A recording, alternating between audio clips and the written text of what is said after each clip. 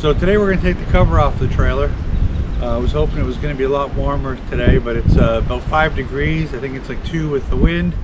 Very windy, but we're supposed to get rain for the next 7-8 days, so we want to get the cover off while it's dry so we can start moving on with some of the work we got to do on the trailer. So I'm just waiting for Monica to get ready, and we're going to come out, start unzipping the one side and try and slide it off the front passenger side, slide it back over to the driver's side and slide it back down, and hopefully that'll be the easiest way to take it. This is the first time we've taken it off since this is our first winter with the cover.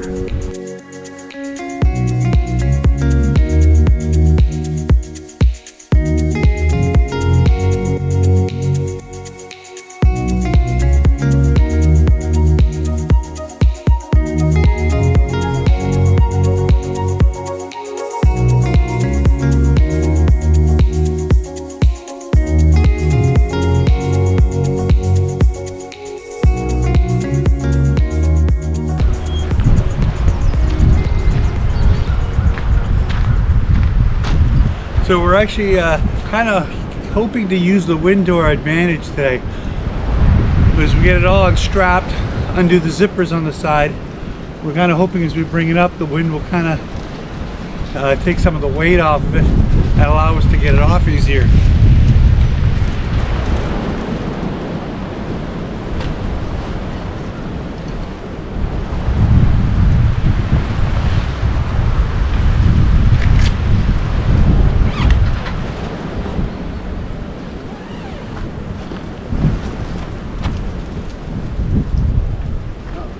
We have a rip. We got a rip on it.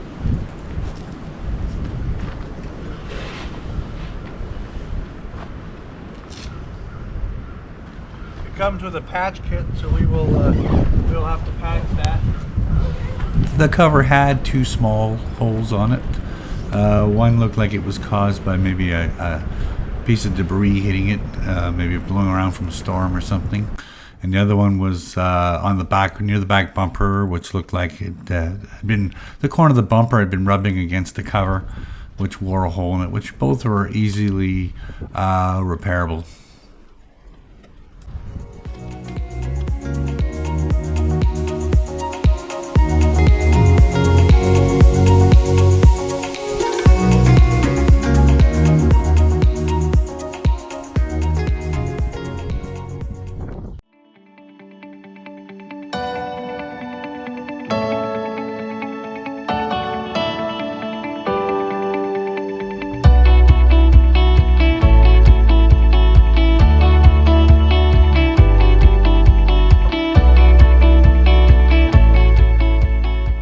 We're 3 days away from our first camping trip to Balsam Lake Provincial Park for our 2022 season.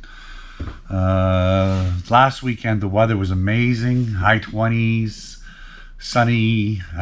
Couldn't ask for a better weekend. The long weekend coming up, it's going to be a little more questionable. We're looking for some rain, a little colder weather or cooler weather, and we have frost warnings tonight, so that's not a good sign, but hopefully it'll be a little better than the weatherman is saying, because they tend to be wrong most of the time anyway.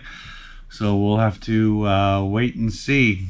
So the last few weeks we've been doing some work on the trailer. I was going to do a couple of videos, but I'll explain to you later why we didn't get them done.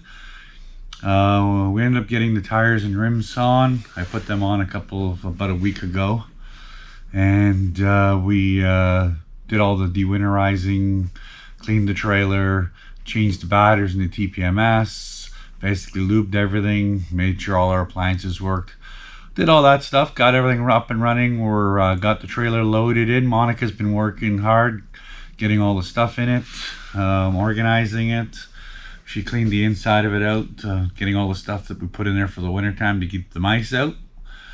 And so we're all ready to go. Tonight I'm just loading up our Malone kayak racks onto the car for the summer. These guys right here, I think they're called a downloader or uploader, because they actually, see, I think I got them locked. they actually don't work that well unless they're on the car. But so here we go. So they sit on the car. Oops, sorry about that. Sorry, Kurt. Anyway, they load up, and then you can load the kayak on. And if you're not using them, you can actually just load them back down again, lock them up, and leave them like that on your car all summer and or all winter if you like doing that too. I think I left them most of the winter one year. And so they add about 5 inches from the roof rack up. So if you've got a smaller SUV and you still do undergrounds, if you're living in a city, it comes in handy. So you're not always taking them off and putting them on. We got them when we actually lived in Toronto. Now we'd be kind of questionable if that's what I buy now. But actually I like it when they're down. I don't like driving around with them up. So I'll put them up tonight. I'm just lubing them and washing them a little bit. So anyway, so the last couple of weeks I've kind of been sick myself. I've had some virus. I've been emergency 3 times, and basically they didn't do anything. So I ended up at a basically my eyes had swollen up, and I lost vision in part of my, I think it was down to like 20/50 vision, because I went to an eye doctor, and the eye doctor actually after 4 days had it all pretty much back to normal. And I'm going to the eye doctor again, so it'll be 3 trips to the eye doctor. And I've been taking steroids and stuff, trying to deal with the swelling and stuff, and everything's working great. So I'm pretty much back on track, at least for this camping trip. And Casper's had her own issues. That's her oldest dog. We had her in an emergency once at midnight one night, and she's now, we changed her medication up a bit, and but she's having some issues walking. She can't walk far. She tends to stumble a bit. So I don't think we're going to be doing any trails this weekend at Balsam Lake. And we'll see how it goes. I think it's going to be a weekend of relaxation and sitting around, having a couple of drinks, and see how it goes. At least, you know, Balsam Lake's not far. It's about 30 minutes from our house. So we'll see how it goes. So I'm just throwing the last one on.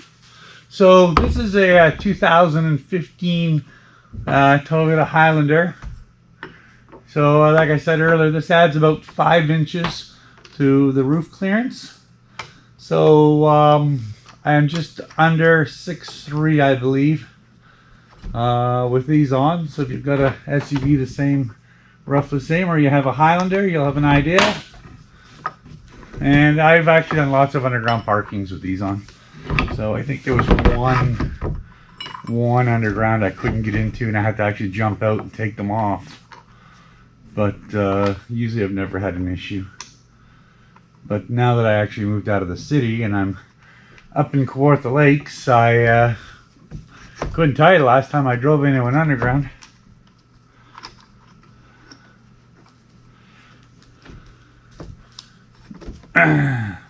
So like I said, I don't think we're going to go kayaking this weekend, so we might not even take them with us. But I leave these on all season.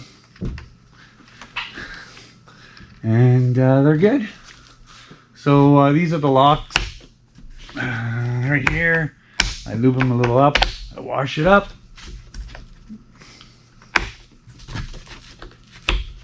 And that's it. You lock them back again when the kayak's on. Anyway, that's it. All 4 are on. I think it's time to go relax.